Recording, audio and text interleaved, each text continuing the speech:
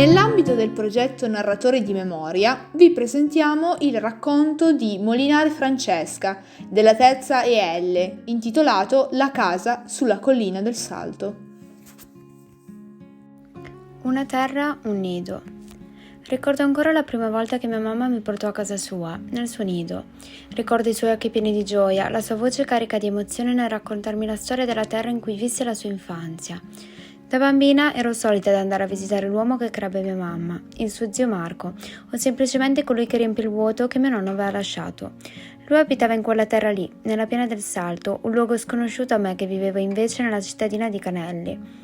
Uno dei ricordi più vividi dei miei incontri allo zio era la tortuosa strada che dovevamo percorrere per arrivare a casa sua. Piena di salti appunto, era ripida e abbastanza lunga. Difatti, il gelato che portavamo da mangiare in cortile quando il caldo iniziava a diventare insopportabile, spesso era rallievo già completamente sciolto.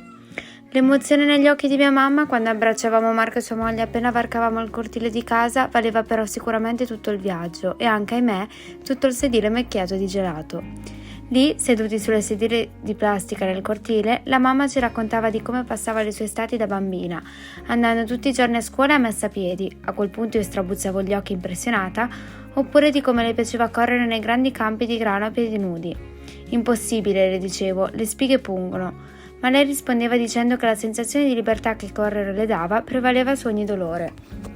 Le risate, le partite a carte, i caffè latte che bevevamo perché troppo piccoli per bere solamente il caffè, quando cessarono tutte una sera di novembre, quando scoprimo che lo zio era venuto a mancare.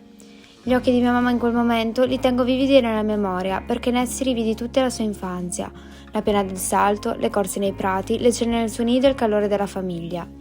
Quel giorno avrei voluto prendere anche solo una piccola parte del suo dolore, perché so già che solamente quella sarebbe stata lancinante. Oggi capita spesso che la mamma incontri uno dei suoi amici d'infanzia e sorridendo e ripensando al romanzo che ha tanto parlato di questa terra, La luna e i falò di Cesare Pavese, non posso che paragonare tutte le persone con cui mia mamma ha condiviso il suo nido con Nuto, uno dei personaggi più significativi di tutto il libro. L'amore che mia mamma prova per casa sua è tuttora presente nei giardini che compra da mettere nel nostro giardino, simili a quelli che coglieva da bambina, nelle uova che raccoglie la mattina dal nostro vario, proprio come quello che aveva Marco, e persino nelle foto appese in camera sua, che le ricordano così tanto quei momenti speciali.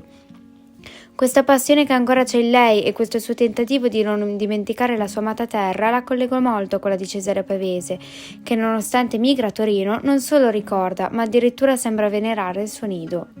Perché il nido non sono solo i campi della Piana del Salto, ma anche le persone con cui si passavano le serate a parlare, le storie raccontate da persone che avevano già vissuto quella terra e soprattutto la cosa che più accomunava tutta questa gente, l'amore per la propria terra.